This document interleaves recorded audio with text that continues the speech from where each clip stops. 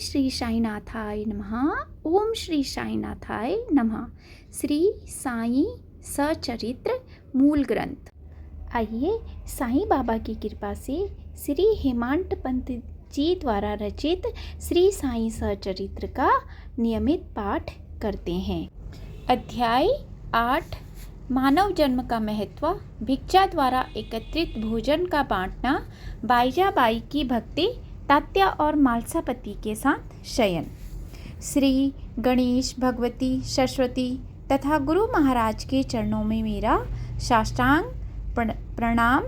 फिर अपने कुल देवता श्री सीता रामचंद्र जी के श्री चरणों में मेरा साष्टांग नमन। अंत में मैं श्री सच्चिदानंद सद्गुरु श्री साईनाथ महाराज के चरणों में नतमस्तक होकर उनकी स्तुति करता हूँ। गत अध्याय में इसका वर्णन किया गया था कि किस प्रकार कोई भी यह बताने में समर्थ नहीं था कि साईं हिंदू थे या मुसलमान। शिरडी का कितना बड़ा सौभाग्य कि बाबा ने उसे अपना निवास स्थान बनाया। शुरू में बाबा किस प्रकार एक युवक के रूप में वहां आए थे और बाद में लोगों के लिए एक पागल फकीर बन गए थे। किस प्रकार उन्होंने बंजर और उबड़ खाबड़ स्थान पर सुंदर बगीचा उगा दिया था। उसी स्थान पर कुछ समय के पश्चात कैसे वाड़े का निर्माण हुआ। किस प्रकार बाबा कुशलतापूर्वक धोती पोती और खंड योग जैसी कठिन यौगिक क्रियाएं निर्भीक होकर किया करते थे। भक्तों के रखवाले साईं किस प्रकार उनके कष्टों को स्वयं झेला करते थे, मैं पूर्ण रूप से इसका वर्णन कैसे कर सकता हूँ। अब आगे मानव शरीर में जन्म लेने का महत्व, बाबा के भिक्षा उपार्जन का वर्णन, बाईजाबाई द्वारा संतों की निष्काम सेवा और बाबा का भोजन ग्रहण करने के अद्भुत तरीके का वर्णन सुने। किस प्रकार बाबा, तात्या और मालसापति तीनों मस्जिद में शयन करते थे और किस प्रकार साईं समर्थ रायता में खुशाल चंद के घर जाया करते थे। अरुणोदय के साथ दिन की शुरुआत होती है और संध्या समय दिन ढल जाता है। इस प्रकार वर्षों बीत जाते हैं। आधा जीवन तो बेफिक्री में से सोने में बीत जाता है और बाकी बचा हुआ आधा जीवन भी शांति और सुख नहीं लाता। बाल्यकाल तो खेल कूद में ही बीत जाता है। जवानी युवावस्था की आसक्तियों का अनुसरण करने में और बुढ़ापा बीमारियों और दुर्बलता के कारण थकावट और सदा के लिए कष्ट देने वाले रोगों व लंबी बीमारियों में बीत जाता है। इस संसार में केवल खा पीकर शरीर को मोटा करना, निरंतर श्वास लेना, लंबी आयु होने तक जीना, क्या मानव जीवन का यही उद्देश्य है? ईश्वर की प्राप्ति मानव जीवन की सबसे बड़ी उपलब्धि है। नहीं तो कुत्ता, सुअर या अन्य जानवर बने रहने में क्या बुराई है। कुत्ते भी तो अपना पेट भरते हैं और दिल भरकर बच्चे पैदा करते हैं। फिर मानव जन्म का ऐसा क्या महत्व है जब कुत्ता और मानव दोनों एक ही स्थिति में है। अगर केवल स्थूल शरीर का पालन पोषण करना और मैथुन करना ही मानव अस्तित्व के सबसे ऊंचे और अंतिम उद्देश्य की पूर्ति के साधन है तो यह मानव जन्म यथार्थ में अर्थहीन है। अगर जीवन को खाने और पीने, निद्रा आदि 4 प्रकार की क्रियाओं में ही लगाकर बर्बाद करना है तो फिर कुत्तों और मनुष्यों में क्या अंतर है? स्वयं सोचकर इसका फैसला करो। अगर मानव शरीर की केवल यही सार्थकता है तो फिर मक्खी और पौधे बने रहने में क्या हर्ज है। धोकनी भी तो अंदर बाहर सांस लेती है। कुत्ते भी तो भोजन खाकर अपने शरीर को मोटा करते हैं, परंतु मनुष्य मुक्त है, वह निडर है, स्वतंत्र है, शाश्वत है। अपने आप में ऐसी जागरूकता होना ही इस जन्म की सार्थकता है। मैं कहाँ से आया हूँ, मैं कौन हूँ, मुझे मानव जन्म क्यों मिला है, जिसे इन सब के मूल सिद्धांतों का ज्ञान है, वह ही कुशल और प्रवीण व्यक्ति है। बिना इस ज्ञान के सब कुछ बेकार है। जिस प्रकार नंदादीप की लौ शुरू से लेकर अंत तक एक जैसी नजर आती है, परंतु हर क्षण उसमें परिवर्तन होता रहता है, यही अवस्था इस शरीर की भी है। बचपन, जवानी और बुढ़ापा, यह तीनों अवस्थाएं सभी को प्रत्यक्ष दिखाई देती हैं, लेकिन वे स्वाभाविक रीति से आते जाते हैं, परंतु कोई इसको नहीं समझता। इस क्षण जो अवस्था हम लौ की देख रहे हैं वह उसी क्षण समाप्त हो जाती है, लेकिन ठीक पहले जैसी ही दिखाई पड़ती है, हालांकि उसमें निरंतर परिवर्तन हो रहा होता है। ठीक उसी प्रकार इस शरीर की अवस्था जो इस क्षण है, वैसी अवस्था अगले क्षण नहीं होगी। यह शरीर तो मल, मूत्र, धूल, खंकार, मवाद, लार आदि का निर्मम स्थान, निकास स्थान है। मानव शरीर की तो ऐसी दोषयुक्त विशेषताएं हैं। यह मानव शरीर तो कीड़े मकोड़ों का निवास स्थान है और नाना प्रकार के रोगों का भंडार है। यह क्षण भंगुर तथा नश्वर है। यह शरीर मांस, खून और मांसपेशियों, त्वचा के ढांचे और हड्डियों, दुर्गंधपूर्ण मल मूत्र व आत्मा के बोझ से जोड़े हुए ठेले के समान है। यह शरीर मांस, खून, मांसपेशियों, चर्बी, मज्जा, हड्डी के भीतर का गुद्दा, हड्डियों और वायु से लदे हुए ठेले के समान है, जिसमें बाह्य जननेंद्रियां और गुदा यानी मलद्वार जैसे घृणाजनक भाग भी शामिल है। लेकिन यह क्षण भंगुर है। भले ही यह मानव शरीर अशुभ, नश्वर और क्षण भंगुर है, फिर भी ईश्वर प्राप्ति का यही एकमात्र साधन है और उसका मंगल धाम भी है। जन्म और मरण सदैव हमारा पीछा करते रहते हैं, उसकी कल्पना से भी हम भयभीत हो उठते हैं, लेकिन जब प्राण प्रस्थान करते हैं तो अचानक ही निकलते हैं। दिन रात कितने आए कितने गए, कौन इसकी गिनती रखता है। कुछ तो संत मार्कंडेय जैसी दीर्घायु लेकर भी जन्म लेते हैं, परंतु वे भी मृत्यु से बच नहीं पाते। ऐसे मानव शरीर में जो समय संतों की कथाओं का श्रवण करने में तथा उनका स्मरण कर श्रेष्ठ गुण प्राप्त करने में लगाया जाता है, केवल वही इस समय का सदुपयोग कहा जाता है। बाकी का समय तो व्यर्थ ही जाता है। जब बिना संशय के ऐसी जागरूकता आ जाती है, तब मानव के रूप में जन्म लेना अपने आप ही महत्वपूर्ण और लाभकारी हो जाता है। परंतु व्यक्ति स्वयं अनुभव किए बिना इस सत्य पर विश्वास नहीं कर सकता। लेकिन ऐसा अनुभव करने के लिए गहन अध्ययन और अभ्यास की आवश्यकता होती है। जो प्राणी इस शाश्वत सुख का अनुभव करना चाहते हैं, उन्हें इस वैभव को प्राप्त करने के लिए साधना करनी चाहिए।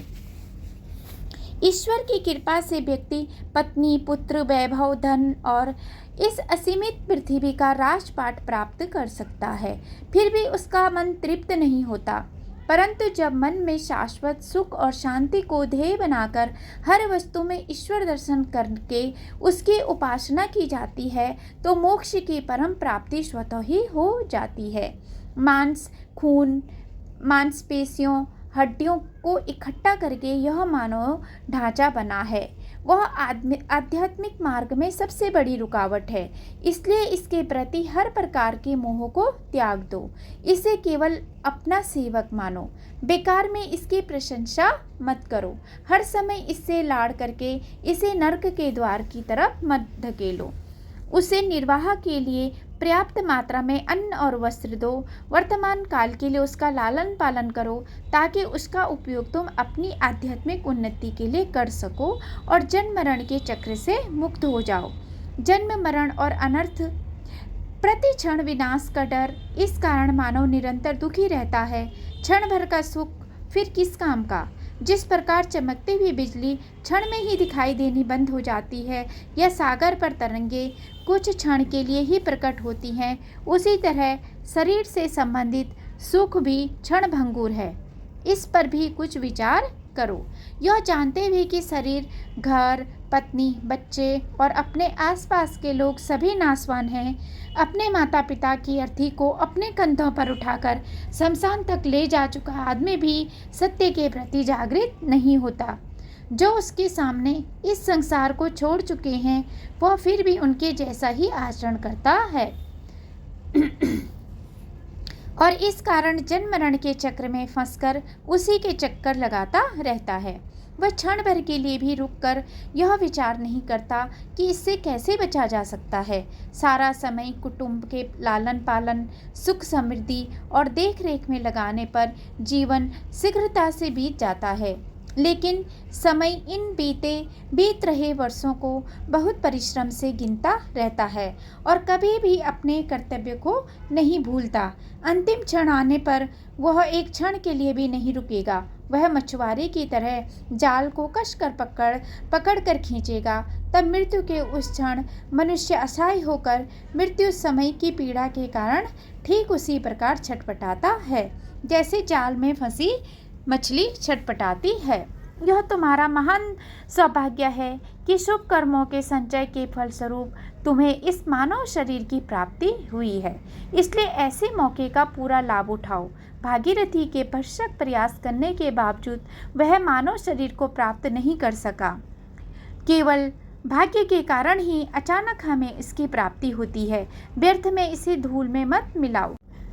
जो व्यक्ति किसी भी कार्य को अगले जन्म के लिए टालता है और सोचता है कि इस जन्म में तो यह मानव शरीर मेरे हाथों से निकल गया, परंतु अगले जन्म में मुझे इसकी प्राप्ति अवश्य होगी, वह वास्तव में मूर्ख है। कितने ही पापी शुक्र बीज में मिलकर अपने कर्मों के अनुसार योनि द्वार पर मानव शरीर लेने के लिए आते हैं। कई इनसे भी अधम अपने कर्मों के फलस्वरूप चलनशील प्राणियों की निम्न श्रेणी में जन्म न लेकर स्थिर प्राणियों के रूप में जन्म लेते हैं। अपने ज्ञान उपार्जन और कर्मानुष्ठान के अनुसार ही विशिष्ट शरीर प्राप्त होता है। यह श्रुति द्वारा भी प्रमाणित है। दयालु माँ श्रुति के अनुसार अपने ज्ञान के आधार पर ही जन्म मिलता है। जैसा जिसके ज्ञान का भंडार होगा वैसा उसे जन्म प्राप्त होगा। ईश्वर की लीला अगम्य और समझ से बाहर है और पूर्ण रूप से समझ पाना असंभव है। जिसे इसका अंश मात्र भी ज्ञान हो जाए वह नरदेह धन्य होती है। परम भाग्य के कारण मनुष्य को मानव जन्म की प्राप्ति होती है और मानव पुण्य के कारण वह ब्राह्मण वर्ग में जन्म लेता है। किंतु केवल इस कृपा ही उसे साईं चरणों तक लाती है। तीनों का लाभ पाना यथार्थ में अपूर्व होता है।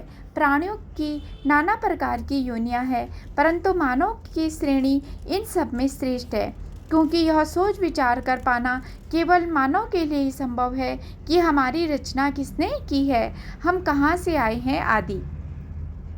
अन्य योनियां कुछ नहीं समझती, वे जन्म लेती हैं और एक दिन उसकी मृत्यु हो जाती है। उन्हें भूत भविष्य और वर्तमान का कुछ भी ज्ञान नहीं होता। उन्हें न ही ईश्वर की स्थिति का ज्ञान होता है। इसीलिए ईश्वर मानव की रचना करके प्रसन्न था। ईश्वर का सोचना था कि मानव अपनी बुद्धि और विवेक का उपयोग करेगा, वह वैराग्य धारण कर उसका भजन करेगा। इस सृष्टि में अन्य कोई भी प्राणी मोक्ष प्राप्त करने के साधनों से संपन्न नहीं है। इसके लिए केवल नरदेह ही साधन संपन्न है। ईश्वर का विचार था कि मानव इस शरीर की साधना में उपयोग करके स्वयं अविनाशी नारायण की प्राप्ति करेगा। जादूगर स्वयं बहुत चतुर होता है। वह अज्ञानी श्रोतागण के सामने अपने खेल का प्रदर्शन नहीं करता। वह ऐसे श्रोतागण पहले से ही देख लेता है जो उसके खेल के रहस्यों और उसकी निपुणता की प्रशंसा कर सके। इसीलिए असंख्य पशु पक्षी वृक्षों कीड़े मकोड़ों की रचना करने के बाद ईश्वर विस्मित होकर पश्चाताप करने लगे कि उनकी यह सारी रचना अर्थहीन है। सूर्य चंद्र और असंख्य अन्य तारों से भरा यह ब्रह्मांड कितना विस्तृत है, फिर भी रचनाकार द्वारा की गई अद्भुत रचना की प्रशंसा या उस पर जरा भी विचार करने वाला कोई भी नहीं। ब्रह्मांड के स्वामी ने जगत की रचना कर अपनी लीला दिखाई है, लेकिन एक भी प्राणी निश्चित रूप से अपने उद्देश्य को नहीं जानता। इसलिए जब तक कुशाग्र बुद्धि वाले प्राणी की रचना नहीं होती जो मेरे द्वारा किए गए अद्भुत कार्य को समझकर उसकी प्रशंसा करे, उसका वैभव बढ़ा सके, जब तक मेरी उपलब्धि व्यर्थ है। ऐसा जानकर ईश्वर ने मानव के वेश में एक निर्मल प्राणी की रचना कर दी। उसने सोचा कि मनुष्य अपने विवेक और बुद्धि की शक्ति से मेरे सामर्थ्य को जान लेगा। वह मेरे अगाध ज्ञान के वैभव को देखकर विस्मित हो जाएगा। वह मेरी अपूर्व शक्ति और पर आश्चर्य करेगा और ज्ञान और जान जाएगा कि वह संपूर्ण ब्रह्मांड मेरी माया का ही खेल है। केवल वह ही ज्ञान उपार्जन कर मेरा चिंतन और अवलोकन करेगा। ऐसा कर उसके हृदय में श्रद्धा युक्त भय और आश्चर्य का भाव उत्पन्न होगा। यही मेरी लीला का पूर्ण परिणाम देगा। प्रेक्षकों की आनंद संपन्नता ही मेरी लीला का पूर्णत्व है। पूर्ण जगत पर मेरा नियंत्रण देखकर मानव कृतज्ञ हो जाएगा। सुख देने वाले कर्मों का किया जाना या द्रव्योपार्जन करना शरीर के पालन पोषण का उद्देश्य नहीं है। जब तक यह श्वास शरीर को न छोड़ दे तब तक तत्व ज्ञान का संपादन और उसकी प्राप्ति में ही जीवन की सफलता है। जीवात्मा और परमात्मा का एक ही होने का बोध ही तत्व ज्ञान है। उपनिषद उसे ब्रह्म ज्ञान कहते हैं। परमात्मा की उपासना और सेवा भी वही है। भक्तों के भगवान कहने का भी यही अर्थ है। जिसे अद्वैत अवस्था के ज्ञान की प्राप्ति हो गई है, यानी जिसे यह ज्ञान हो गया है कि ब्रह्मा और गुरु एक ही हैं, और जो इस भाव से उपासना करता है वह सुगमता से माया पर विजय प्राप्त कर लेता है। जिन श्रद्धावान पुरुषों को ज्ञान और वैराग्य की प्राप्ति हो गई है वे ही आत्मत्व को भोगने के योग्य हैं। सच जानो, ऐसे भक्त ही सौभाग्यशाली हैं। आत्मा की असलियत के बोध के बल पर अज्ञानता को हटाए बिना स्वयं को सिद्ध और परिपूर्ण मान लेना विलक्षण प्रतिबंध पैदा कर देता है। ज्ञान और अज्ञान दोनों मनोस्थिति हैं जो भ्रम और भ्रांति उत्पन्न करते हैं। जिस प्रकार कांटे से ही कांटा निकाला जाता है, उसी प्रकार एक की सहायता से दूसरे को हटाया जाता है। ज्ञान से अज्ञान मिटता है। यद्यपि मानव का मुख्य ध्येय है ज्ञान और अज्ञान से परे जाकर शुद्ध स्वरूप में समा जाना। जब तक तेल रूपी विषय वासनाओं से लगाव को पूर्ण रूप से नहीं जलाया जाएगा, अज्ञान रूपी अंधकार को नष्ट करके भस्म में नहीं बदला जाएगा, मैं और मेरे यानी अहंकार की बाती को जलाकर राख नहीं किया जाएगा, तब तक ज्ञान दिदीप्यमान होकर पूर्ण रूप से नहीं चमकेगा। याद रखो कि मानव शरीर से संबंधित सभी कार्य चाहे स्वैच्छिक या अनिवार्य सचेत संकल्प बुद्धि या विचार करके ही किए जाते हैं। अगर किसी के पास करने के लिए कोई कार्य न हो तो उसे शांति से आराम और ऐश्वर्य का आनंद लेना चाहिए या राम नाम लेना चाहिए। ऐसा करने से चिंताओं और इच्छाओं से मुक्ति मिलती है। शरीर की इंद्रियां, मन, बुद्धि, इन सभी की अपनी सीमाएं हैं जिनके लिए आत्मा एक विषय है। आत्मा स्वयं अनादि और उपभोक्ता होते हुए भी इनके कारण कष्ट भोगती है जो कर्मों के फलस्वरूप उत्पन्न होते हैं। स्वभाव से अभोक्ता होते हुए भी इन सीमाओं से बंधे होने के कारण आत्मा को कष्ट भोगना पड़ता है। न्याय शास्त्र ने अन्वयक व्यतिरेक का उपयोग करके इसका प्रमाण दिया है। इसे जीवात्मा का एक महत्वपूर्ण सिद्धांत मानो और आवश्यक कर्म व चित्त के विभिन्न क्रियाकलापों को बुद्धि पर छोड़ दो। स्वयं को किसी कार्य का कर्ता न मानकर क्रियाशील रहो। अपने धर्म में बिताए नियमों और अनुष्ठानों के अनुसार व्यवहार करो। सदैव आत्मा का अनात्मा से भेद करके आत्मचिंतन करो। यह मानव जीवन का अंतिम ध्येय है जो संतोष में छिपा है, वह आत्मलीनता से प्राप्त होता है। मानव जीवन के 4 ध्येयों यानी धर्म, अर्थ, काम और मोक्ष की प्राप्ति का मानव शरीर के अलावा अन्य कोई साधन नहीं है। जो नर अध्ययन कर इन्हें प्राप्त करने के उपाय जानने का प्रयत्न करता है वो नारायण पद प्राप्त कर लेता है। जब तक इस शरीर का पतन नहीं होता तब तक आत्मा ज्ञान को प्राप्त करने का यत्न करो। इस नर जन्म का एक क्षण भी व्यर्थ मत गंवाओ। समुद्र का खारा पानी मीठा बनने के लिए बादलों में परिवर्तन होता है, उसी प्रकार गुरु की शरण में जाने पर परमानंद की अनुभूति होती है। गुरु के अलावा और कोई नहीं जानता कि इस मानव शरीर को वास्तव में मोक्ष प्राप्ति किस प्रकार करवाई जाती है।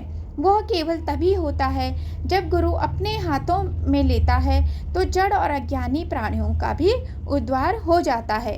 मंत्र, तीर्थ स्थान, देव, ब्राह्मण, ज्योतिषी, वैद्य और अंत में 7वें जो गुरु राज हैं, ये सभी व्यक्तियों की भावना अनुसार ही क्षमताशाली और फलोत्पादक होते हैं। जिस अनुपात में इन पर विश्वास किया जाएगा उसी अनुपात में सफलता प्राप्त होगी।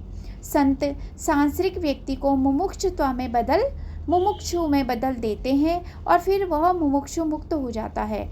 ऐसा करने के लिए दूसरों के परोपकार हेतु संत अव्यक्त अवस्था से व्यक्त और अवस्था को ग्रहण करते हैं। जिसकी सिद्धि या प्राप्ति व्याख्यानों और पुराणों द्वारा नहीं हो पाती, उन्हें संतों और महापुरुषों के आचरण को देखने मात्र से किया जा सकता है। उनके हाव भाव, व्यवहार और आचरण निःशब्द उपदेश होते हैं। यथार्थ में ऐसे व्यक्ति दुर्लभ होते हैं जो सभी जीवों के प्रति क्षमा, शांति, विरक्ति, दया, परोपकारिता, इंद्रिय ग्रह निग्रह और निरअहंकार का आचरण करते हैं। जो ग्रंथ पढ़ने से नहीं सीखा जाता, वह व्यक्ति को कार्य करते हुए देखने से आसानी से सीखा जाता है। जो प्रकाश अनंत तारों का नक्षत्र मंडल नहीं दे पाता, वह प्रकाश अकेला सूर्य दे देता है। ऐसा ही इन उदार संतों के साथ भी है। उनके सभी सहज क्रियाएं जीवों को सांसारिक बंधनों से मुक्त करके सुख प्रदान करती है। अनंत आध्यात्मिक ऐश्वर्य, वैभव और महत्व से संपन्न साईं महाराज ने इन महान संतों में से एक थे। सदैव आत्मलीन रहते हुए भी वे बाह्य रूप से एक फकीर की तरह आचरण करते थे। वे समस्त प्राणियों को समान दृष्टि से देखते थे। उन्हें मैं और मेरा से कोई मोह नहीं था। वे सभी प्राणियों से प्रेम करते और उनमें भगवत दर्शन का अनुभव करते थे। सुखों के प्रति उन्हें कोई आकर्षण नहीं था और न वे दुखों व विपत्तियों से विचलित होते थे। उनके लिए अमीर और फकीर दोनों ही एक समान थे। ऐसी आश्चर्यजनक मनोस्थिति सामान्य कैसे हो सकती है? जिनकी केवल कृपा दृष्टि से भिखारी भी ही राजा बन सकता था, वे स्वयं हाथ में झोली लेकर द्वार द्वार जाते थे। वे लोग धन्य थे जिनके द्वार पर बाबा भिक्षा प्राप्त करने के लिए अपना हाथ फैलाते थे और कहते थे, ओ मेरी बेटी, अपनी भाकरी में से चौथा हिस्सा लाकर मुझे दे दो। एक हाथ में टमरेल उठाकर और दूसरे हाथ में झोली लेकर वे प्रतिदिन स्वयं द्वार द्वार जाकर केवल कुछ खास परिवारों के यहाँ फेरी लगाते। साग, तरी वाली या सूखी सब्जी, दूध, छाछ, ये सभी भोजन की वस्तुएं लोग उस टमरेल में डालते। अरे, भोजन इकट्ठा करने का कितना अनोखा तरीका! तथा भात और भाकरी आदि सूखी वस्तुएं लेने के लिए वे अपनी झोली बिछा दिया करते थे। परंतु तरल पदार्थ चाहे वह कुछ भी हो, सभी इकट्ठा करके उस एक टमरेल में ही डाले जाते थे। भिन्न भिन्न वस्तुओं से स्वाद कहाँ से आएगा? जब स्वाद के इंद्रियों को स्वाद व रस के आनंद लेने का बोध ही न हो, तो फिर मन में ऐसा विचार कैसे उठ सकते हैं? जो कुछ भी भिक्षा में उन्हें मिल जाता, उसे ही वे मिश्रित कर संतोषपूर्वक ग्रहण कर लेते थे। अमुक पदार्थ स्वादिष्ट है या नहीं, बाबा ने इस ओर कभी ध्यान ही नहीं दिया, मानो उनकी जीवा में स्वाद बोध ही न हो। प्रतिदिन सुबह वे गांव में भिक्षा मांगते और उसी से अपने भूख मिटाकर संतुष्ट रहते। भिक्षा उपार्जन क्या वे नियमित रूप से करते? वास्तव में नहीं, केवल जब उनकी इच्छा होती तभी वे भिक्षा मांगने जाते थे। फलस्वरूप कभी तो वे भिक्षा के लिए गांव में एक दिन में 12 बार भी जाया करते थे। इस प्रकार एकत्रित किए भोजन को मस्जिद में रखे चौड़े मुंह वाले मिट्टी के बर्तन कुंडी में डाल दिया जाता था, जहां कुत्ते और कौवे आदि स्वतंत्रता पूर्वक भोजन करते थे। एक महिला जो मस्जिद और आंगन में झाड़ू लगाया करती थी, उसमें से 10 या 12 भाकरी उठाकर अपने घर ले जाती थी, परंतु किसी ने कभी उसे ऐसा करने से नहीं रोका। वे साईनाथ तो स्वप्न में भी बिल्लियों और कुत्तों को भगाने की नहीं सोच सकते थे, तो फिर गरीब और कमज़ोर को भोजन करने के लिए मना कैसे कर सकते थे? धन्य था उनका जीवन। शुरू में तो वे लोगों में पागल फकीर के रूप में विख्यात हो गए थे, जो अपना पेट भिक्षा के टुकड़ों से भरता हो, उसमें महानता की आशा भला लोग कैसे कर सकते थे? परंतु फकीर तो उदार हृदय, त्यागी और धर्मात्मा थे। यद्यपि वे बाहर से चंचल और अशांत प्रतीत होते थे, परंतु उनका अंतःकरण दृढ़ और गंभीर थे।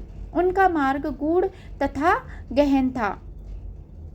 फिर भी उस छोटे और साधारण गांव में कुछ ऐसे श्रद्धावान, दयावान और सौभाग्यशाली व्यक्ति थे जिन्होंने उन्हें पहचान कर एक महान पुरुष माना। तात्या कोते की माँ बाईजाबाई एक टोकरी में भाकरी रख उसे अपने सिर पर उठाकर दोपहर के समय जंगल को जाया करती थी। फकीर की तलाश में वे जंगल में गहन झाड़ियों को पांव के तले कुचलती हुई कोसों दूर जाती, फिर पागल फकीर को ढूंढकर उनके चरण पकड़ती थी। बाईजाबाई की दयालुता और उदारता कितनी महान थी। वे प्रतिदिन दोपहर जंगल में बाबा को ढूंढकर उन्हें साग, भाजी और भाकरी खिलाती थी और अपने अंतिम दिनों में बाबा भी उनकी इस सेवा और उपासना को नहीं भूले। उनकी सेवा का ध्यान कर बाबा ने उनके पुत्र को बहुत लाभ पहुंचाया। बाईजाबाई और उनके पति दोनों का फकीर के प्रति दृढ़ विश्वास था। वास्तव में उन दोनों के लिए फकीर स्वयं ईश्वर ही थे। यथार्थ में ईश्वर केवल सच्चे और वफादारों के ही होते हैं। फकीर तो ध्यानमग्न बैठे रहते थे। बाईजाबाई एक पत्तल बिछाकर टोकरी में से खाना उस पर परोसकर प्रयत्न करके उन्हें भोजन खिलाती। बाबा सदैव कहा करते थे, फकीरी अव्वल बादशाही, फकीरी ही सच्ची अमीरी है, उसका कोई अंत नहीं है। लेकिन फकीरी तो शीघ्र ही लुप्त हो जाने वाली है। कुछ वर्षों के बाद बाबा ने जंगल में भी चरना त्याग दिया। वे गांव में ही रहने लगे और मस्जिद में ही भोजन करने लगे। इस कारण बाईजाबाई को भी उन्हें जंगल में ढूंढने के कष्टों से छुटकारा मिल गया। उसके बाद दोनों पति पत्नी ने रोज बाबा के लिए भोजन ले जाने का नियम बना लिया। उनके बाद तात्या ने उस नियम का पालन किया। धन्य धन्य है वे संत जिनके हृदय में भगवान वासुदेव सदैव वास करते हैं। वे भक्त भी अत्यंत भाग्यशाली हैं जिन्हें उनके सानिध्य का वैभव प्राप्त होता है। वास्तव में तात्या बहुत भाग्यशाली थे। मालसापति ने भी अवश्य ही गहन पुण्य का संचय किया होगा, क्योंकि दोनों ने ही बाबा के सानिध्य का पूर्ण लाभ उठाया। तात्या और मालसापति दोनों मस्जिद में सोते थे। बाबा दोनों पर एक समान प्रेम रखते थे, जिसका वर्णन करना कठिन है। उनके सिर 3 दिशाओं पूर्व, पश्चिम तथा उत्तर की ओर होते थे और केंद्र में एक दूसरे के पैर से पैर मिलाकर मिले रहते थे। इस प्रकार अपनी चादरें बिछाकर बिस्तर में लेटे लेटे ही वे इधर उधर की चर्चाएं किया करते थे। यदि किसी को भी निद्रा आने लगती तो दूसरा उसे जगा देता था। यदि तात्या खराटे लेने लगे तो बाबा तुरंत ही उठकर उसे हिलाते और सिर पकड़कर जोर से नीचे दबाते थे। मालसापति को अपने साथ लेकर दोनों तात्या को कस के पकड़कर उसकी टांगे दबाकर तीव्रता से उसके पीठ रगड़ देते थे। इस प्रकार पूरे 14 वर्षों तक तात्या मस्जिद में बाबा के साथ ही सोई। अरे कैसे सुहाने दिन थे वे! सदैव के लिए उन्हें उनका स्मरण रहेगा। अपने माता पिता को घर पर छोड़कर तात्या बाबा के प्रेमवश मस्जिद में शयन किया करते थे। उस प्रेम को कैसे मापा जा सकता है? बाबा की कृपा का मूल्य भला कोई कैसे आंक सकता था? पिता की मृत्यु के पश्चात तात्या पर घर बार की जिम्मेदारी आन पड़ी। वे परिवार के मुखिया बन गए और स्वयं पति भी बन गए। तब उन्होंने अपने घर में सोना शुरू कर दिया। जब मन में दृढ़ विश्वास होता है तब बिना कहे साईं के अद्भुत अनुभव होते हैं और भक्त के लिए वह चमत्कार होता है। उसी प्रकार राहता के एक गृहस्थ सज्जन पुरुष थे।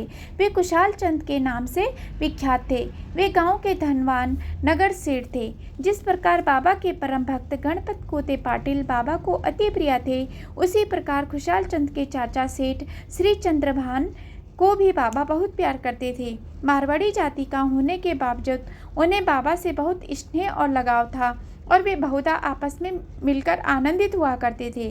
कुछ समय पश्चात ईश्वर की इच्छा अनुसार बड़े सेठ जी का देहांत हो गया, परंतु बाबा अपनी मित्रता को नहीं भूले। वास्तव में परिवार के प्रति उनका प्रेम दोगुना हो गया। बाद में बाबा की खुशाल चंद के प्रति प्रेम में कोई कमी नहीं आई और जब तक बाबा जीवित रहे वे उनके कल्याण की दिन रात फिक्र किया करते थे। बाबा अपने अंतरंग मित्रों के साथ कभी रेलगाड़ी में तो कभी तांगे में शिरडी से 1.5 मील दूर राहता जाया करते थे।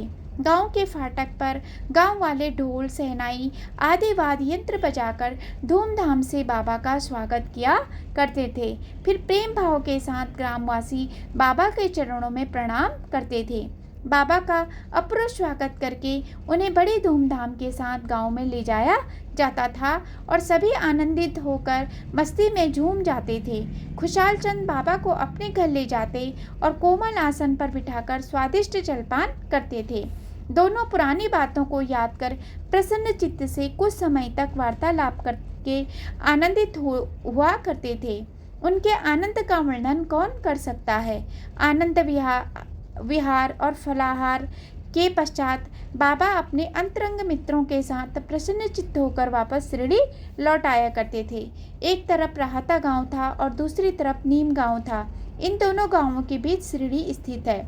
शिरडी के इस मध्य बिंदु से हालांकि अपने जीवन काल में बाबा स्थूल शरीर सहित इन दो गांवों की सीमा से पार कभी नहीं गए, परंतु वे सर्वज्ञानी थे। वे अन्य किसी स्थान पर कभी नहीं गए, न ही उन्होंने कभी रेलगाड़ी देखी थी, परंतु फिर भी उन्हें सब गाड़ियों के आवागमन का समय ठीक ठीक ज्ञात रहता था।